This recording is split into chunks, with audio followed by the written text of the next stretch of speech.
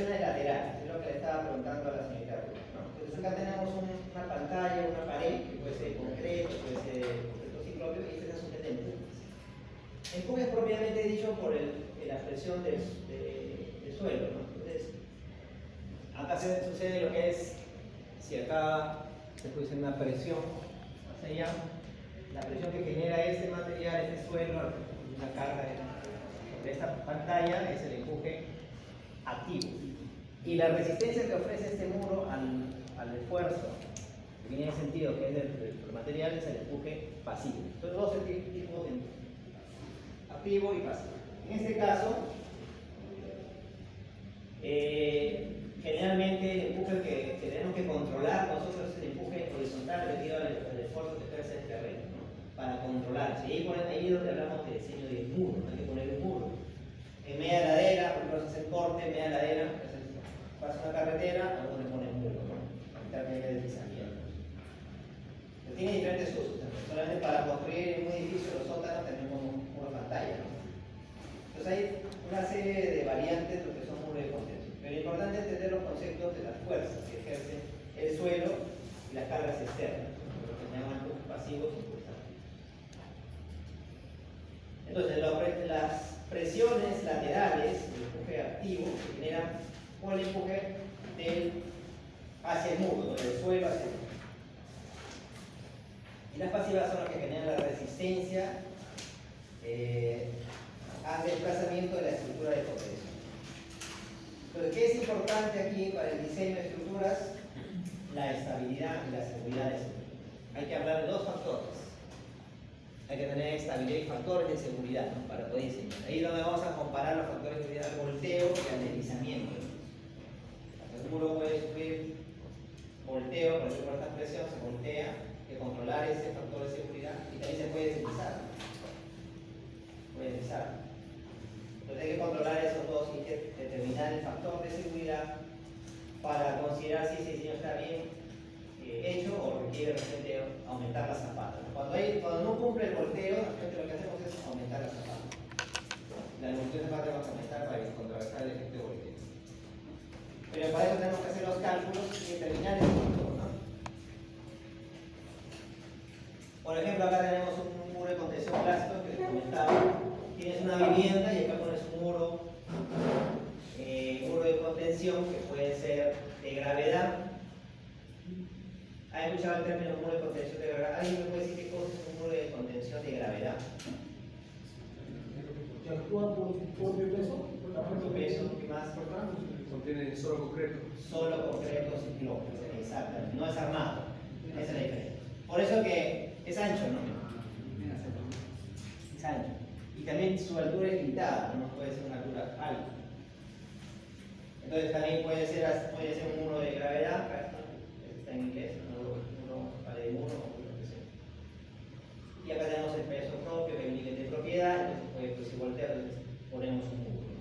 También cuando quiero hacer las excavaciones, pongo pantalla para construir sótanos para estacionamiento, pongo los muros pantalla, ¿no? También es otra variante. También lo puedo usar en puentes, ¿no? Como los pilares. Los pilares trabajan doble función, ¿no? Cumplen una función de pilar y también de muro de contención hacia el empuje lateral, ¿no? También es un diseño de muro, es un tipo de diseño, ¿no? También puedes poner en un puerto, tienes acá tu bodega, tu warehouse, y pones para evitar que choque y también para el contenedor. O también puedes ponerlo para presas. Pero tiene muchas funciones, ¿no? Pero lo que hay que controlar es el empuje. En este caso es el empuje del agua, en el caso de la presa. ¿No? Entonces,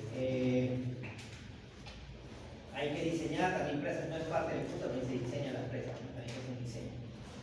Entonces, importante entender lo que son las presiones laterales necesarias, conocer su valor para poder diseñar, dimensionar primero el muro y después hacer el diseño. Es decir, determinar la cantidad de si es un muro de gravedad o es un muro emboladizo. Entonces tenemos que, si es emboladizo, ya entra concreto armado, hay que ponerle acero de construcción. Entonces hay que diseñar ese diámetro. El diseño del muro no va a venir en el examen porque es bien largo. Eso solamente se deja trabajo domiciliario, pero les voy a dejar un ejemplo, ¿no? Pero el diseño de un muro de contención es bien operativo, es largo, ¿no? Son varios pasos, porque tienes que diseñar la pantalla que es la pared, las zapatas, el talón, la punta, y si tiene, porque realmente el muro de contención es así, no tiene acartelamiento lineal, así va aumentando su sección conforme va bajando la altura. Algunos tienen contrafuertes, que no vamos a ver ahí. Vamos a ver unos ejemplos. Entonces, estos son los principales tipos, ¿no? De gravedad, no hay acero. Construcción, aquí, muro hincado, el que vimos por ejemplo con los puertos. Este es el más utilizado, gravedad armada, o también le llaman muro. O sea, es esta variante de acá, pero tiene acero de cobre. Entonces, esta parte se le llama la pantalla, la zapata, y algunos tienen toda la zapata y no le llaman, se llama talón. O también tienes así, anclado, le pones pernos de anclaje, inyectas el perno de anclaje y acá se va a expandir y evitar que eso regrese. Esto obviamente se usa para sótanos, ¿no? Para hacer estacionamientos en edificios. Le vas colocando ese tipo de muro anclado. Entonces, como ven, hay diferentes variantes de muro, ¿no? Diseñarlos ya es otro. En lo que es mecánica de suelo se estudia la parte de geometría, pero en concreto armado, que es lo que nos compete, es determinar la cantidad de acero. Eso es lo más relevante, ¿no? ¿Cuánto acero necesito para la pantalla para que soporte ese empuje, ¿no? Ese soporte.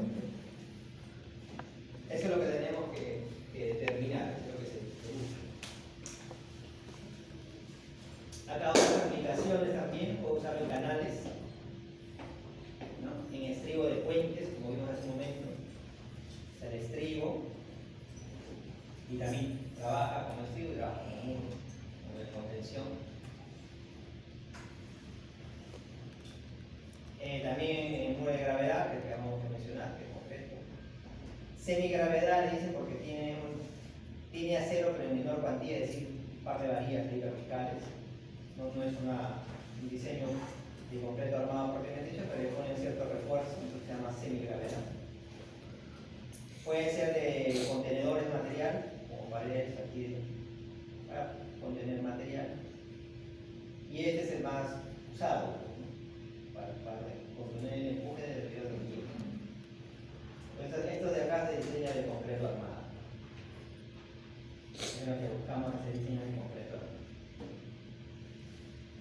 Acá también hay diferentes variantes. El muro es contención, el cantilever, recto, no hay acartelamiento. Este de acá lo aumentamos acá, este de acá que se llama contrafuerte, que soporta también, ¿no? Le da rigidez a la pared, a la pantalla. Contrafuerte. Muro de cantilever con dentellón, que le ponemos este de acá. ¿Para qué es eso? Para evitar el deslizamiento, ¿no? Para que se ancle y evitar que se deslice.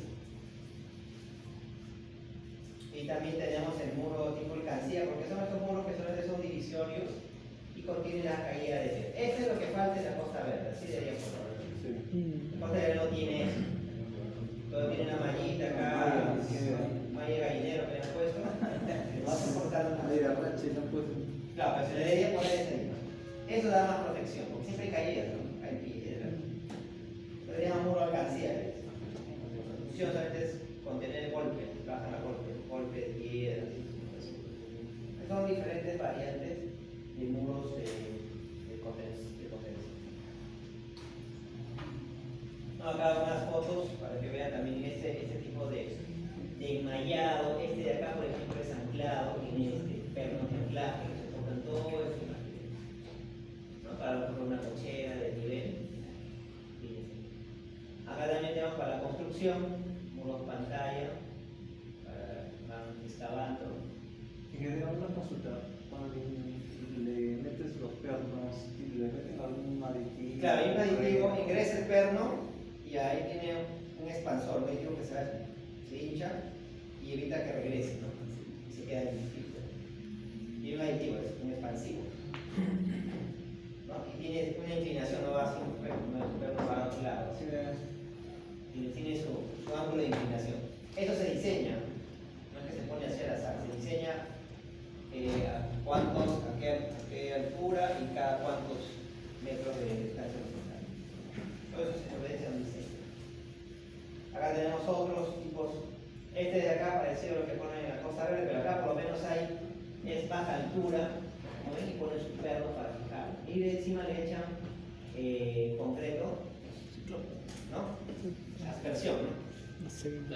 Sí, la luz puede ser. Sí. Sí, ahí vamos a apagar. Es un ventilador. Ventilador. Ah, ya, sí. bueno. No voy a...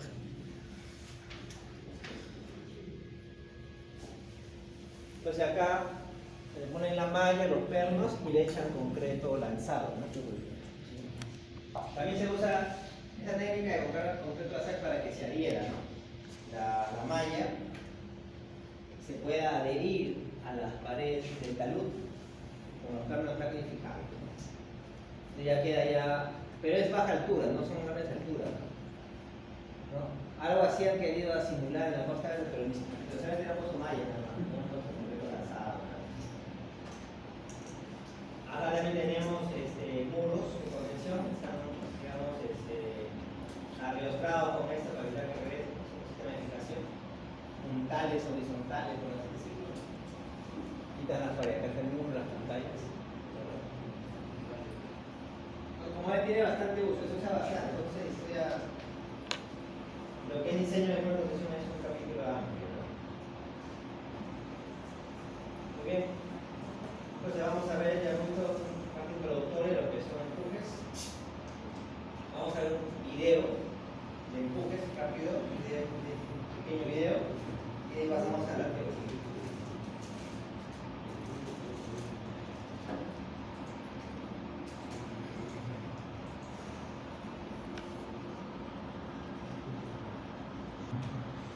Si bien es cierto que el video que hemos visto luego desarrollado, ¿No? O sea, se supone que eso ya lo saben ustedes.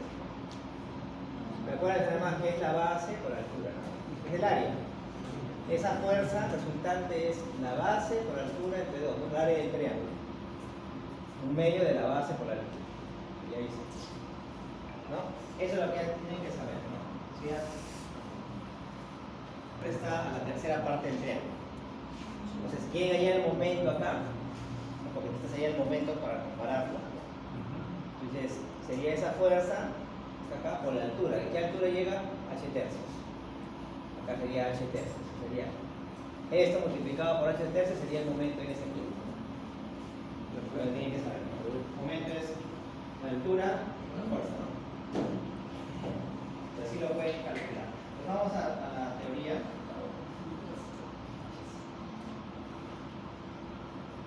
De lo que es muro de contención, también es muro de retención, lo mismo, dos categorías, ¿no? Muro de contención de tierra, estabilizado mecánicamente, por de gravedad. Los muros de contención convencionales también, como les mencioné, de gravedad, semigravedad, voladizo. Voladizo es que usamos bastante para diseñar, pero no fue formado. O contrafuertes también. Muro de gravedad son estos de acá, la gráfica lo podemos poner de gravedad, de semigravedad. Les decía semigravedad porque tiene ya una cuantía mínima de acero.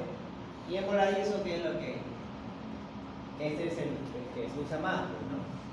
Pero el más económico es este de acá, el muro de gravedad. Es más económico hacer. Porque hay concreto simple, de mampostería de piedra. ¿Y la duración? ¿No? La duración en el tiempo. Ah, no, es mejor el concreto. Supermado. Entonces, tenemos estas posibilidades de muros convencionales, ¿no? De gravedad, semigravedad, en voladizo, concreto reforzado, tipo de muro económico hasta una altura de aproximadamente 8 metros. El voladizo, este de aquí, este de acá, hasta 8 metros ya es, digamos, económico. Se puede hacer de más altura, sí, pero ya es muy caro, ¿no? Imagínense 8 metros, contado desde la base de la zapata.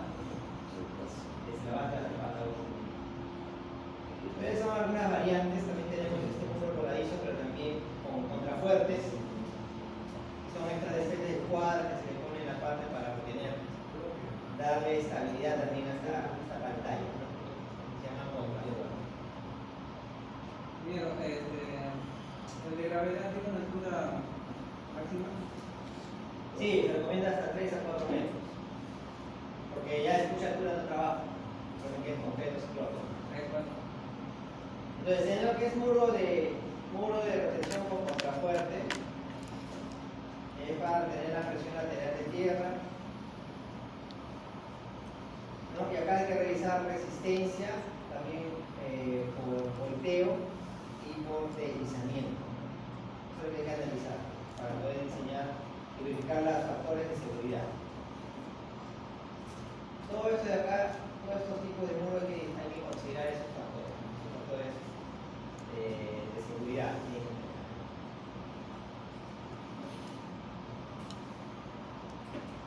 Hay un ejemplo de muro voladizo, se aprecia. Esta es la pantalla encofrada, le están poniendo el acero, acá está todo el acero en la pantalla. ¿No? Van a colocar acá y van a colocar acá. Encofrado acá encima, están encofrando por este lado. ¿No? Y acá tiene abajo, tiene su zapata. Es un muro alto, también la persona. No tanto el muro. Fácil tiene 8 metros por menos. Es un muro alto. Entonces es el voladizo. A esa altura ya se requiere colocar el voladizo. Hasta 8 metros. O sea, voladizo de concreto armado. O sea, hay que hacer la pantalla de concreto armado. Eso ya, para retener ese tipo de empuje ya se sugiere concreto armado.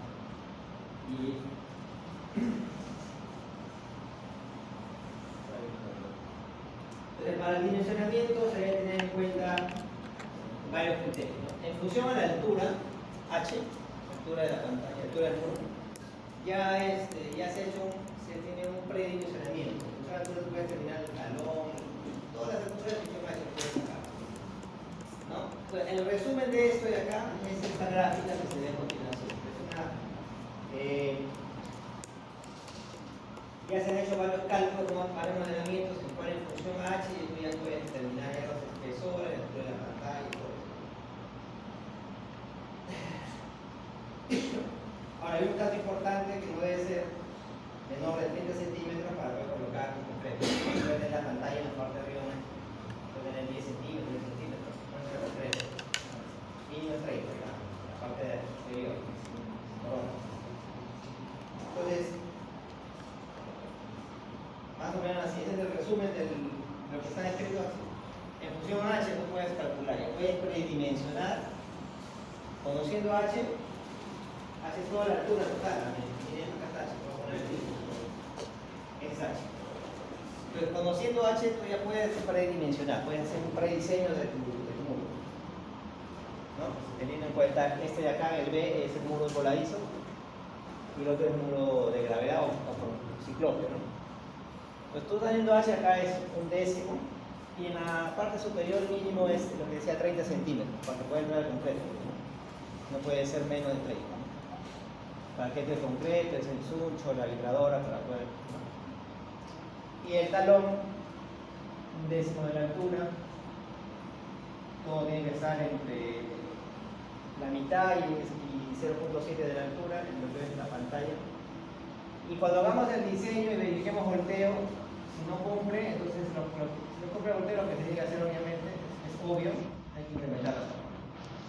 Incrementar esta longitud hasta verificar que el volteo, esa división de los momentos, cumple el factor de seguridad. ¿No? La pendiente también, recuerden que esto tiene alternamiento, ¿no? Esto va disminuyendo alternamiento, este de acá es la pendiente mínimo. 0.02 y la cuota de cimentación, ¿no? El DF, este de acá, lo puedes calcular en función teniendo este valor, ¿no? Esto ya es función de relleno. Ese es para lo que es uno de Ahí está. de voladizo, ¿no? Ahí el terreno está. Acá. Acá está. Por eso que acá es más ancho. Este es vertical, el empuje está hacia allá. El empuje activo está hacia allá. Entonces el diagrama de esfuerzo se produce acá. acá se produce el triángulo, el diagrama de Ford. Esto lo vamos a ver más, perdón, lo vamos a ver más adelante. Pero acá está diciendo el empuje estrellado. ¿Cuál acá? El empuje estrellado. Esta es la parte del relleno. Entonces, para lo que es el otro tipo de muro de concreto ciclopio, también tienes el predimensionamiento. Acá es H también, ¿no? Acá es H. La puntera le dicen, ¿no? Esto se llama talón. Acá también se de acá se llama el talón. Acá es el relleno y acá no está libre, este es el talón. ¿No? Entonces también en función de H también puedes hacer tu predimensionamiento. ¿No? Y después que haces tu predimensionamiento, haces tus cálculos del factor de volteo, no es el momento, y ahí es ahora vamos a ver el método, ¿no? Pero es importante saber, si no da, no cumple a veces, entonces tienes que ir probando con el siguiente valor, ¿no? Aumentas, generalmente se aumentan las zapatas que mueve la aguja, digamos, ¿no? Aumentar el diámetro de la longitud de la zapata.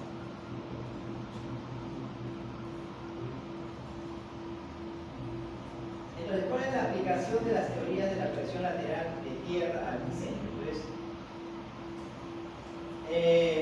como vimos el empuje activo, que es el empuje de Rankine. Rankine fue el ingeniero que estudió eso, los empujes, por aquí, ¿no? Entonces, Rankine hizo sus modelamientos y determinó este ángulo de acá, N es un ángulo, ¿no? Que está en función del coeficiente,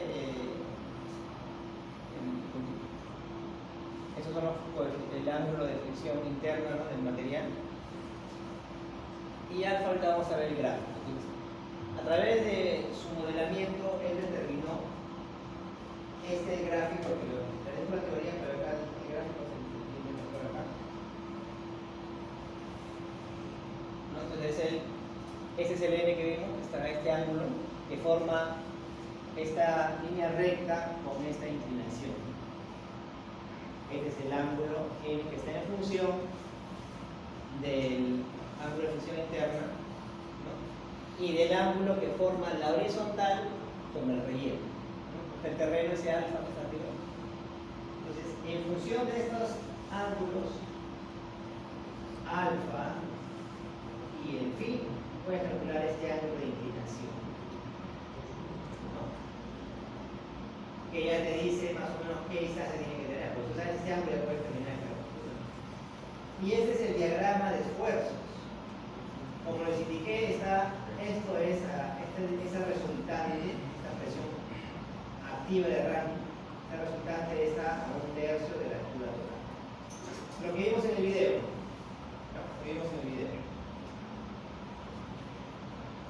Entonces, esta suposición para la determinación lateral de tierra, ¿no? Tanto para un muro envoladizo y un muro de gravedad.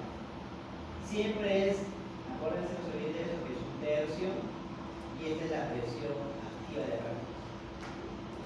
Pero aquí también hay que analizar, cuando tú haces ese análisis, una vez que haces tu predimensionamiento, tienes que analizar los pesos, el peso de esta pantalla, el peso de la zapata, el peso del material de relleno en esta proyección, ¿no? Este material, esto de acá, todo este relleno de acá tiene un peso, que es un peso del material, un peso de la pantalla, ¿no es cierto? Entonces, estos volúmenes y pesos van a generar volteo. Lo que normalmente se hace, se calcula un momento en un punto y se verifica, ¿no? Porque este va a generar, si calculas momento aquí, te va a generar volteo así. Este material también. Y este te va a generar otro esfuerzo. Entonces ahí se hace equilibrio de momentos y ahí es donde sacas el factor, ¿no? Esa es la idea de hacer la gráfica. Siempre hay que trazar la gráfica adecuadamente. Ese es para un muro de voladizo. Y para el muro de gravedad, o sea, de ciclopio, es similar. ¿No? Es similar. Este peso de acá, este material genera un peso, este peso de toda esta pantalla, peso de la zapata. Y esta presión activa de Rankine, este esfuerzo siempre es a 1/3 de la altura. En este caso, Si la cohesión es cero, ¿qué tipo de resuelves? ¿Recuerda? Si la cohesión es cero, ¿qué tipo de resuelves?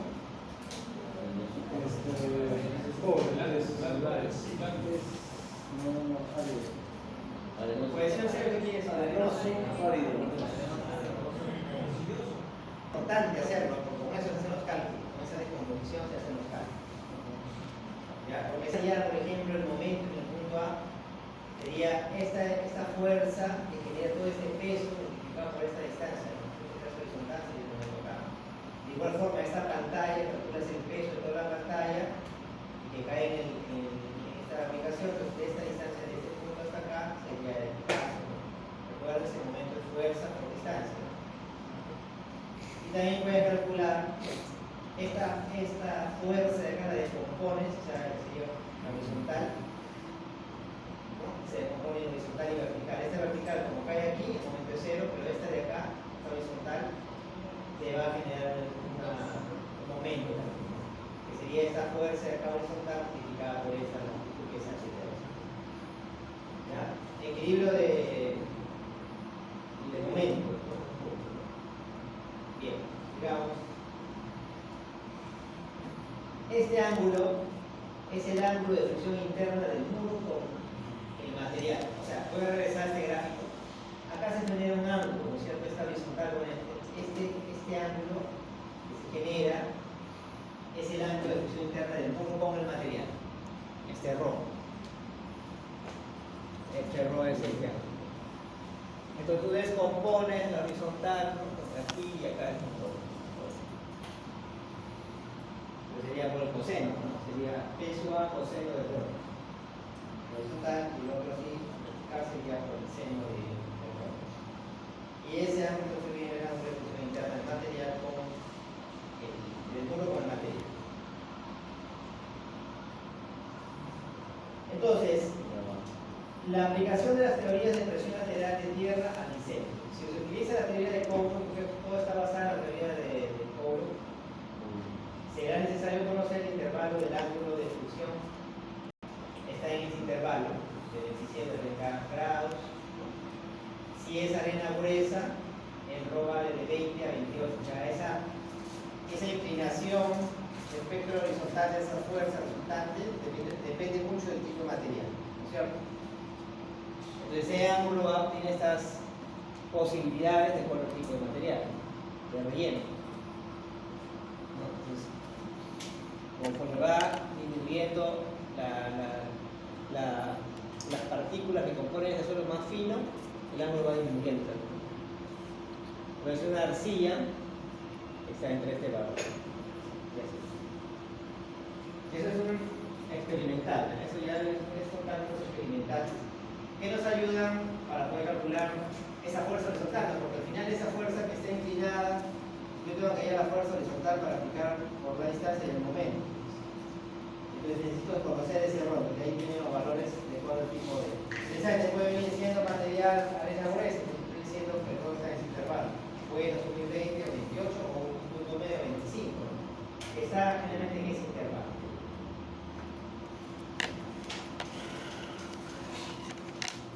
Pero estos son intervalos de ángulo de fricción del muro de mampostería o del muro de concreto macizo simple. En el caso del muro de retención ordinario no se encuentra problema de nivel freático y por lo tanto la presión hidrostática, aunque siempre se proporcionan instalaciones para el drenaje de los suelos que tienen. Entonces ahora hay que ver ahora la estabilidad de ese muro. Ya tenemos que conocer el ángulo, la fuerza resultante, ahora vamos a ver la estabilidad. ¿Cómo garantizamos que ese muro sea estable? Lo que tengo que analizar, ¿no? Evitar que falle. ¿Cómo evito que ese muro falle? ¿Qué tengo que hacer para darle estabilidad a ese muro de contención o de retención? Lo tengo que analizar que puede volcarse, ¿no? Vuelve. Puede, como decía al inicio de la clase, el muro se puede voltear. Si hay mucha presión hasta de fuerza que se voltea. Puede volcarse respecto a un punto y se produce una falla. También puede deslizarse de su base Entonces, para evitar que se deslice, ¿qué le puedo colocar? Un dentellón. Ese es el diente que se pone para evitar que se deslice. También. Otro método para evitar que se rompa la falla. También puede fallar debido a la pérdida de capacidad de soporte de carga del suelo que soporta la base. También puede sufrir una falla cortante por asentamiento profundo. Se ha sentado, el terreno firme se ha sentado y puede fallar por cortante. Un suelo débil. Y puede experimentar un asentamiento también excesivo. Pero son varias posibilidades que hay que analizar. Pero las que normalmente utilizamos para verificar la estabilidad son volteos y deslizamiento. Las revisiones de estabilidad contra las fallas por volcamiento, deslizamiento y capacidad de carga se describen en las gráficas que vamos a ver a continuación. Normalmente, cuando un estrato de suelo es débil, se ubica a una profundidad, es decir, dentro de una profundidad de 1.5 veces el ancho de la base del muro de retención. Se debe considerar las posibilidades de tener un asentamiento excesivo. En algunos casos, el uso de material de relleno de peso ligero detrás del muro de retención puede resolver el problema. ¿Qué le hacemos para contrastar el efecto al muro? Le ponemos relleno, puede ser un material de relleno de alta densidad para evitar el volteo. Por ejemplo, en cimentaciones de zapatas también tienes una torre soportada, tiene la zapata, entonces también puede voltearse. ¿Qué hacemos? Ese relleno lo usamos no de material propio, sino de compuesto propio. Entonces su zapata, tu pedestal, tu zapata, pero ese relleno lo relleno con compuesto propio. Le doy más peso y le doy más estabilidad. También es una técnica que se usa bastante. ¿Sí? Para evitar volteos. Estoy refiriendo a una torre de sembrado de alta tensión. Eran zapatas. Esa torre puede producir volteos. Contrarrestar este volteo agregándole peso. O sea, relleno con concreto exterior. No uso material propio ni material externo. Es una técnica. Pero estas son las posibilidades que se pueden ver. Entonces, de repente este punto, volteo. Es un volteo. Lo que puedo hacer yo acá, esa parte de aquí, esta parte que hacia arriba, lo puedo usar relleno de un material especial. Puede ser concreto propio que dé peso, contrarresta ese efecto. Lo otro es que aumente esta dimensión, esta longitud lo incremente, de repente sale más caro. Hay que evaluar beneficio-costo. De repente me inclinaría a ponerle concreto relleno de concreto ciclónico, esa parte de esta proyección. También puede producirse esto, ¿no? Se desliza. Entonces, ¿qué hago acá? Le puedo colocar un dentellón, ¿no? Un dentellón para evitar que se deslice.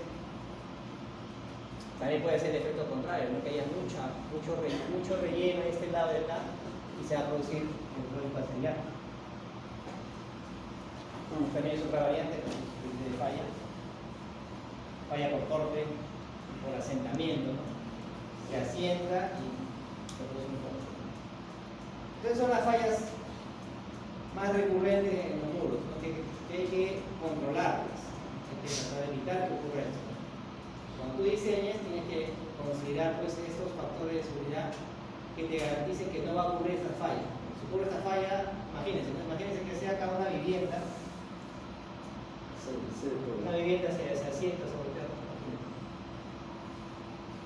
Entonces, el diseño de ese muro tiene que ser bien meticuloso, tiene que ser, porque como su nombre lo dice, es un muro que contiene, puede contener a costar un edificio. También está mal diseñado, no puede ceder. Realmente no se va a caer, a voltear, pero se puede arrancar, asentamiento. Entonces hay que tener bastante cuidado con esos diseños. Y el torre, como usted ha hecho, ¿de cuánto la... ¿Dónde es profunda de cuánto? Normalmente depende de todo. Si es una torre de 80 metros,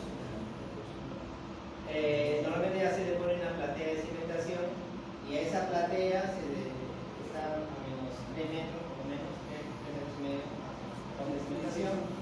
Una platea puede ser todo este cuarto, más grande. Están los pedestales, que son las columnetas donde va a ir la torre. Entonces todo eso ahí se rellena con, de repente dependiendo del diseño, puede ser 50 hasta 1 metro de concreto vaciado, pero encima de ese le pones un concreto ciclope de 1 metro. Y si es roca madre, ¿cuánto se podría? Normalmente ese va más encimado, ¿no? Normalmente puede ir a 2 metros, 2,50 metros. Pero la platea se incrementa la cosa. Y le ponen también procedimientos para hacer que no puede seguir excavando. Ingeniero, a veces le ponen conectores, o sea, barras de cero, quizás para evitar deslizamiento, un punto, pero claro que si es roca. Son las fallas propias del terreno. Estas son fallas propias del terreno que también afectan la estabilidad de un suelo débil, y después en estas fallas. Fallas ya del terreno. De repente habrán visto que cuando son fallas naturales, ¿no? Y no las puedes evitar. Por ejemplo, hay un tramo en la carretera central que no está asfaltada, ¿no? Creo que es un ratito, es una trocha más o menos de 100 metros. Ahí no pueden hacer pistas porque hay fallas, hay una falla geológica. Y siempre, el parque turbado siempre se va a salir, porque siempre está en movimiento, es una falla geológica. Y si tú construyes un muro en una falla geológica, pues tienes que hacer un estudio adecuado, o sea, no va a trabajar. Entonces tienen que trabajar de la mano con el geólogo, que identifique si hay fallas geológicas. Ahí no se debe construir. Entonces hay que tener cuidado con eso. Entonces fallas, y ahí se produce una falla cortante, ¿no? Por asentamiento. Falla cortante.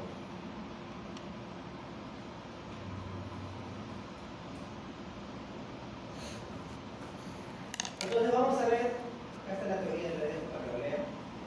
Revisión por cortamiento. Vamos a ver entonces, ya vamos a ver un poquito ya de fórmulas para ver cómo calcular ese muro de contención, cómo vamos a revisar su estabilidad por volcamiento o volteo, ¿no? Pues aplicamos esa formulita, ¿no? Que es la presión pasiva de Rankine. Ese es el P sub P, es la presión pasiva de Rankine, ¿no? Y se calcula como un medio de K sub P por gamma 2 por D de la distancia de la cota de cimentación, por DF la velocidad, por 2 veces C sub 2 por el cuadrado de Kp por D. Que es encima 2 el peso específico del suelo, ¿no? El peso específico del suelo frente al talón y debajo de la losa de base. K sub P, coeficiente de presión pasiva de tierra de rango, que se calcula como la tangente al cuadrado de 45 más el ángulo de flexión interna entre 2, la fórmula nada más. Y aquí tenemos la cohesión, C es la cohesión, y Phi el ángulo de flexión interna del suelo. Entonces, a mí me mencionó que eso es cómo se calcula en laboratorio, eso, ¿no se acuerdan? ¿Qué método se usa para calcular eso? ¿Qué ensayo es? Ángeles. ¿Qué ensayo? Vamos a calcular la cohesión y el ángulo de flexión interna. Corte directo. Corte directo. ¿Quién dijo corte directo? Para poner un punto de examen. Muy bien. Corte directo. Corte directo. Acá ya en el ejemplo te lo voy a dar los datos. Pero si no lo tienes, tienes que hacer muestra inalterada, llevar todo lo que has visto en el curso de mecánica de así es el laboratorio. Lo muestra inalterada y calculan esos valores. Hacen tres espécimes y sacan la recta. ¿Se acuerdan, no? Muy bien. Por eso es importante saber esto, ¿no? Entonces, esa fórmula es la que van a aplicar. Ya no me piden cómo demostrarla porque ya no entiendo. Pero esa es así, esa es la fórmula que ya ustedes tienen que creer que es así. Ustedes crean nada más. Es así. ¿Por qué 1 más 1 es 2? Porque yo lo digo, porque así se acuerdan. Porque era esto de acá, esto era la base, ¿se acuerdan? Por la altura. Entonces, así lo van a calcular para hallar ese vuelco. Pero esos momentos que están actuando en un sentido, tienes que compararlos con momentos en el otro sentido, ¿no? Y la idea es que este momento que genera el vuelco sea menor que el momento propio que genera el terreno, porque si no va a haber vuelco. ¿Y cuánto tiene que ser? Ahí lo vamos a ver en el siguiente slide. Sigamos con las probabilidades. A ver. Pues ese factor de seguridad por volcamiento es el momento de las fuerzas que actúan al vuelco entre el momento de las fuerzas que tienden a resistir el volcamiento. Entonces, sumas todos los momentos, por eso se hace en la gráfica, calculas la fuerza por los pesos en un momento. Y lo vas a dividir esos momentos, el momento que genera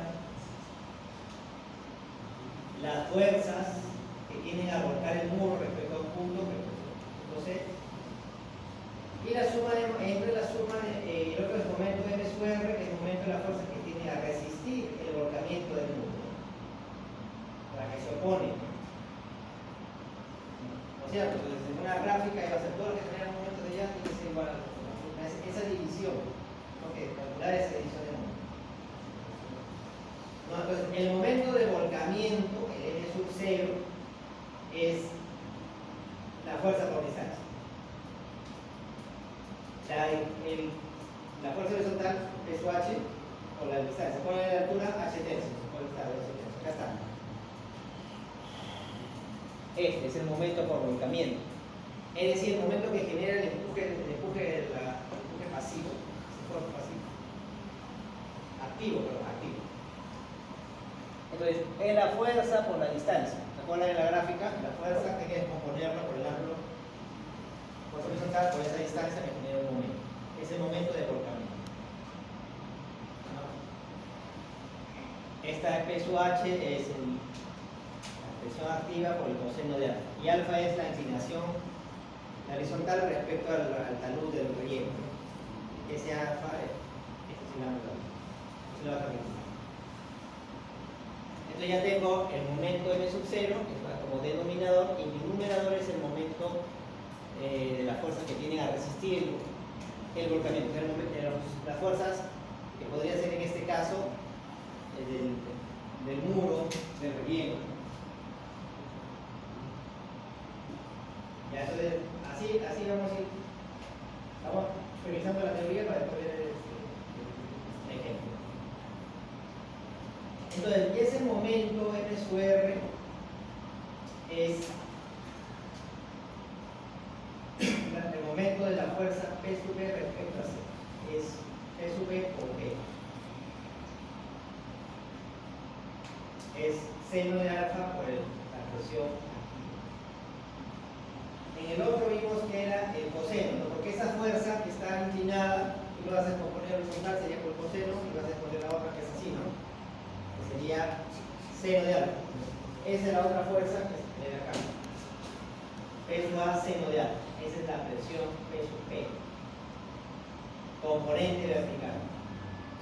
Es la fuerza del componente vertical. P sub B componente vertical. Componente vertical de la fuerza activa P sub A. Al descomponer por el seno. Está claro, ¿no? La fuerza la está descomponiendo horizontal y vertical. Ahora, esa fuerza multiplicada por una distancia B te genera el otro momento. El momento generado por las fuerzas verticales. ¿No? Entonces, estamos calculando los momentos para poder hacer la división.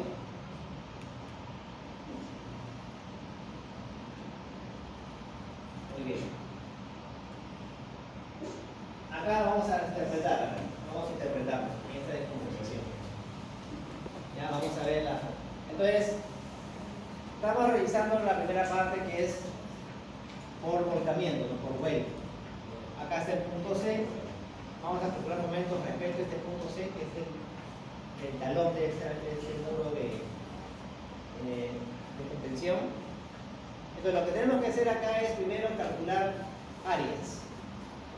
Esta área de aquí es un triángulo, el área 4, el área 3, que compone todo el área del muro. Después hacemos el trazo de los esfuerzos que genera este empuje. Ese terreno va a generar empujes. Entonces esa es la que les decía, el peso A. Y ese es el ángulo alfa.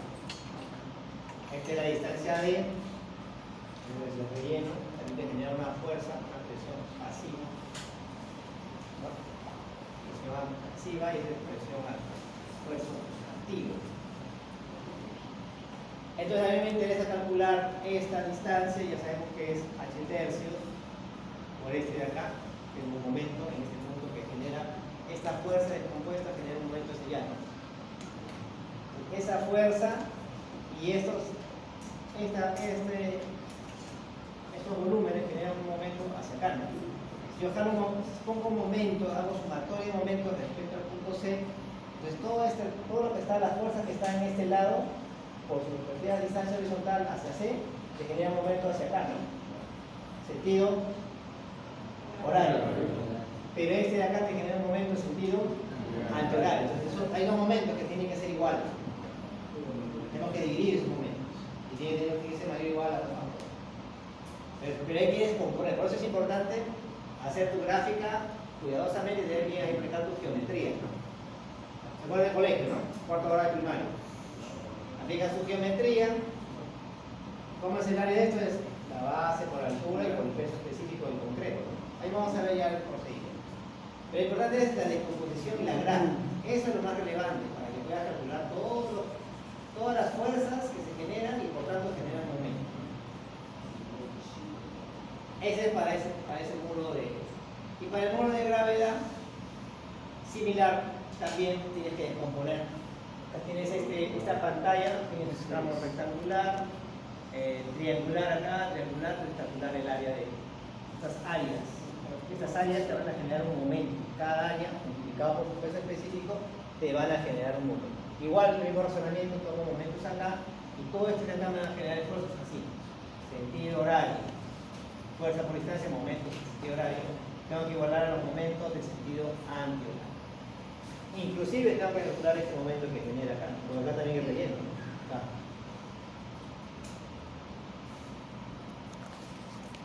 Entonces, esa es la clave del éxito, hacer bien tu gráfico y hacer un cuadrito de los coeficientes.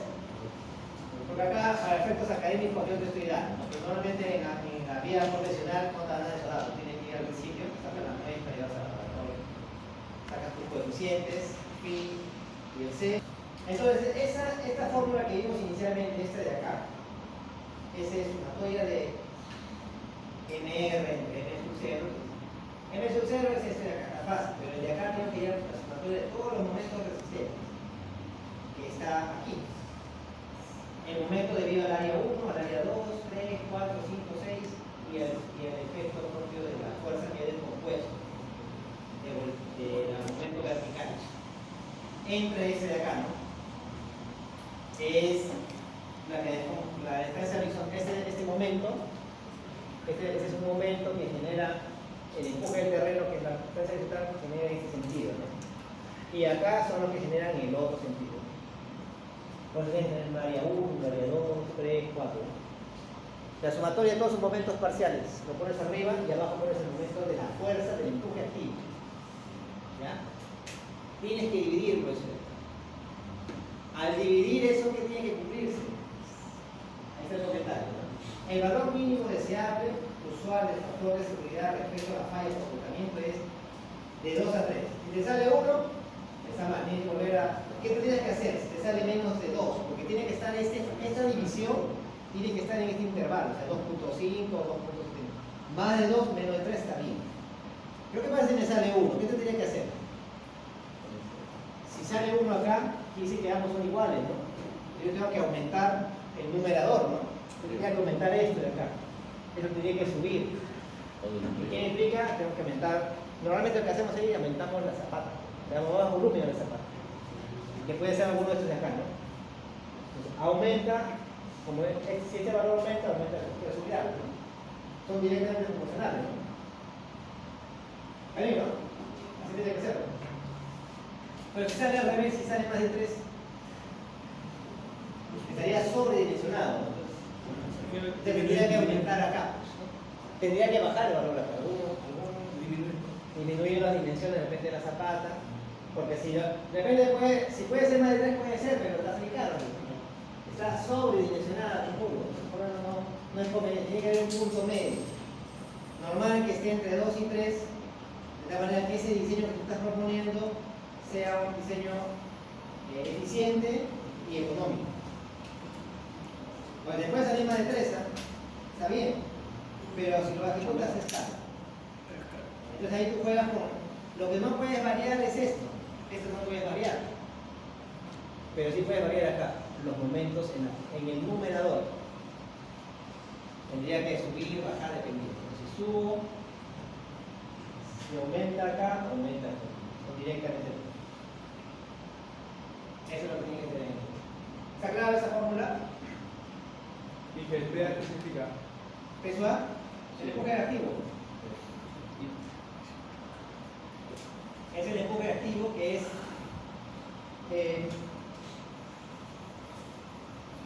el que genera el esfuerzo producto del terreno, del material, del terreno, ese empuje.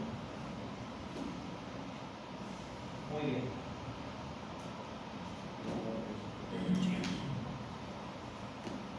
La hora pasa muy rápido, ¿no?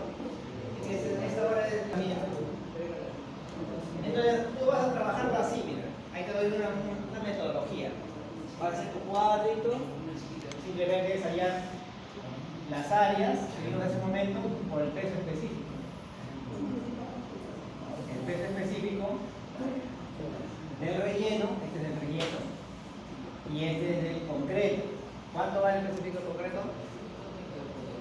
¿Cuánto es el peso específico del concreto? 2.400. Y eso del peso específico de datos, finalmente es datos. Depende del tipo, pues, el tipo de suelo. Entonces tú vas a hacer así, mira, vas a hacerlo así. Haces un cuadro, pones así en las secciones, ¿no? Recuerda que el módulo tiene secciones, ¿no? La base, la pantalla, son las secciones, las áreas. En 6 secciones, en este caso, para el ejemplo que estamos viendo, 6, son las áreas. El área lo multiplicas por los pesos específicos, tienes el peso unitario, y por la distancia tienes el momento. Sumas los momentos y tienes el MR. Este va arriba, numerador, y lo vas a dividir entre este momento resistente, lo vas a dividir entre el momento debido al empuje, ¿no? Que es la fuerza compuesta por la distancia que está sobre eso. Fácil, ¿no? Sí. Fácil. Muy bien. Entonces, algunos diseñadores prefieren terminar factores con la siguiente forma. O sea, lo que hemos hecho acá simplemente le hemos restado aquí, lo cual está bien, el momento de la fuerza vertical. ¿Qué es la descomposición de la fuerza? El peso A se descompone entre el coseno de alfa y el otro es el seno de alfa. Ese vertical también genera un momento. Y dice que restarle aquí, en el denominador. Y finalmente, la otra medición es por deslizamiento. Sí, en 2 minutos hago esta parte. Su medición por deslizamiento aplica lo mismo, pero ya es con fuerzas, ¿no? Sumatoria de fuerzas horizontales, porque recuerden que son los pesos, las fuerzas. Sumatoria de fuerzas horizontales resistentes entre la sumatoria de fuerzas horizontales de empuje. Divide esos dos y te da el factor por deslizamiento. O sea, así, deslizamiento. Entonces, ese factor por deslizamiento se calcula así, dividiendo todos los valores.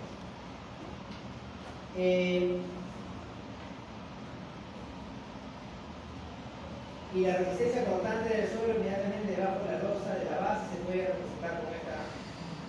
Eso ya lo saben, ¿no? Esto de acá es la ecuación de fallas de Morkov, ¿no? ¿Qué se hace en el corte directo? Coeficiente, el ángulo de fricción, el esfuerzo, ¿no? Y todo ese es el tau, ¿no? El esfuerzo cortante. Ese es el esfuerzo cortante. Tienes un material así, entonces el esfuerzo cortante, todo así, ese es el tau, ¿no? Pero acá lo representan con la letra S. Ese es el esfuerzo cortante. Esta es la famosa ecuación de falla de Morkov, ¿no? Para materiales, en este caso para suelo.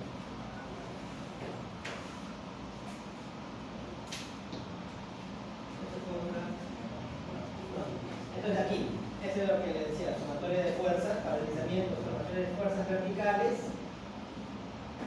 y fuerzas horizontales. Ese es para el deslizamiento por factor de seguridad por deslizamiento. puede aplicar en general es un factor mínimo 1.5. El factor por deslizamiento, el factor mínimo es 1.5. No puede ser 1, no puede ser 1.2, tiene que ser mínimo arriba de 1.5 por deslizamiento. Y por volteo de 2 a 3. También se puede representar el factor por deslizamiento con esta fórmula que vamos a usar, sumatoria de fuerzas, el K.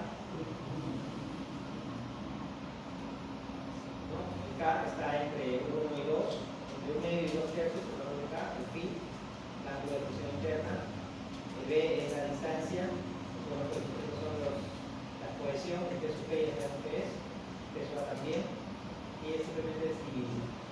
Para hacer los cálculos, dividir. Entonces, ese es un ejercicio práctico. A ver, este ejercicio apliquemos cuánto es el factor de seguridad, el volteo y el deslizamiento. Entonces, lo que vamos a hacer ahora, ya acabó la clase, Trabajo de campo que se suma. intenten resolverlo y luego entiendo la conversación el día de mañana. ¿Ya? Pero lo vamos a hacer, lo que vamos a hacer ahorita, los que quieren nada más, en el aula, los que pueden ir de clase de caminos.